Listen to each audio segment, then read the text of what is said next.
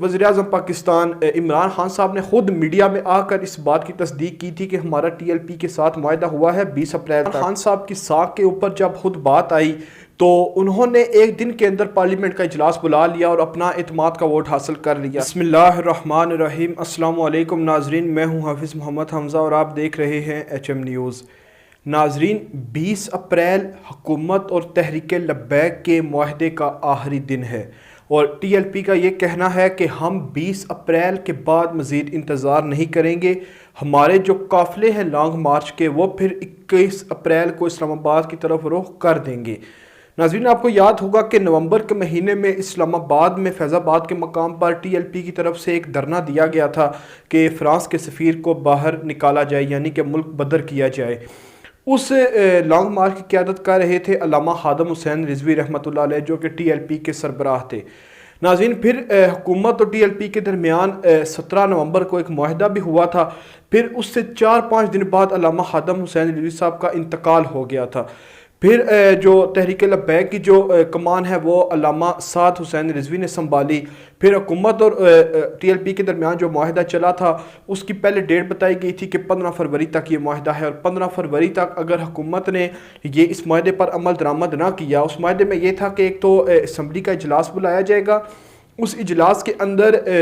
تمام پارٹیز کو مدعو کیا جائے گا، اور پھر فرانس کے سفیر کے معاملے کے اوپر جو مشاورت ہوگی پھر اس کے بعد ہم اس سے اگلا لائحہ عمل طے کریں گے۔ پھر اس معاہدے میں ایک یہ شق بھی شامل تھی کہ حکومتی یعنی کہ سرکاری سطح پر فرانس کی مصنوعات کا بائیکاٹ کیا جائے گا۔ اور یہ جو معاہدہ ہوا تھا اس کی جو سربراہ حکومتی وفد کی جو سربراہ تھے وہ تھے پیر نور الحق قادری صاحب، جو کہ مذہبی امور کے وزیر ہیں۔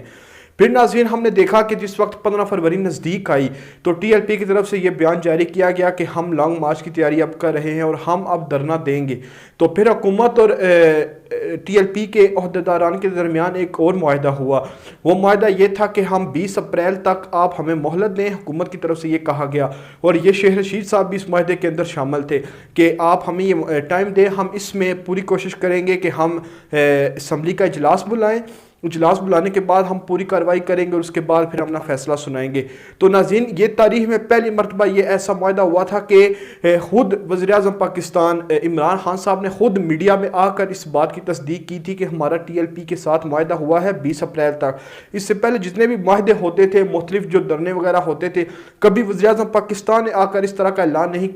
کیا تھا کہ ہمارا اس جماعت کے ساتھ یہ معاہدہ ہوا ہے۔ لیکن اس دفعہ خود وزیراعظم پاکستان نے میڈیا میں آ کر یہ بات بتائی تھی کہ ہمارا ٹی ایل پی کے ساتھ 20 اپریل تک معاہدہ ہوا ہے۔ اور اب ناظرین، آج 3 اپریل ہو چکی ہے اور صرف پیچھے رہ گئے ہیں 17 دن، اور حکومت کی طرف سے ابھی تک کوئی بھی پیش رفت دیکھنے میں نظر نہیں آئی۔ ناظرین، ٹی ایل پی کے عہدیداران کا یہ کہنا ہے کہ خود عمران خان صاحب کی جب ساکھ کے اوپر بات آئی، سینٹ الیکشن ہوا، تو عمران خان صاحب نے ایک دن کے اندر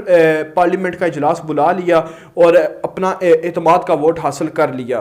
لیکن جہاں پر حضور نبی کریم صلی اللہ علیہ وسلم کی عزت کی بات آئی تو آج 4 ماہ گزر چکے ہیں لیکن کوئی بھی اسمبلی کا اجلاس نہیں بلایا جا سکا۔ تو یہ عمران خان صاحب کی ناکامی ہے اور یہ ان کی کم عقلی ہے کہ وہ کیوں نہیں بلا رہے اجلاس، جبکہ خود انہوں نے آ کر میڈیا میں آ کر اس معاہدے کا ذکر کیا تھا کہ ہمارا ٹی ایل پی کے ساتھ یہ معاہدہ ہوا ہے۔ اور اب اگر 20 اپریل تک اس معاہدے میں کوئی پیش رفت ہمیں نظر نہیں آتی تو پھر ہم یقیناً اسلام آباد کی طرف رخ کریں گے، اور اب ہم ڈرنے والے نہیں ہیں۔ خود علامہ سعد حسین رضوی صاحب کا یہ کہنا ہے کہ علامہ خادم حسین رضوی رحمۃ اللہ علیہ وہ کارکنوں کو کنٹرول کرنے کا ہنر جانتے تھے، وہ اپنے کارکنان کو کنٹرول کر لیتے تھے، لیکن میں نہیں کنٹرول کر سکتا، اور پھر وہاں پر جو حالات و واقعات ہوں گے اس کی ذمہ دار خود حکومت ہوگی، کیونکہ حکومت نے ہمارے ساتھ معاہدہ کیا ہے اور اس معاہدے پر وہ اب عمل درآمد کرے اور اس معاہدے کو یقینی بنائے، نہیں تو پھر ہم اپنا جو حق ہے اس کو ہم محفوظ رکھتے ہیں اور احتجاج ہمارا حق ہے، اور ہم یقیناً اس احتجاج کے حق کو راستے کو ضرور اپنائیں گے۔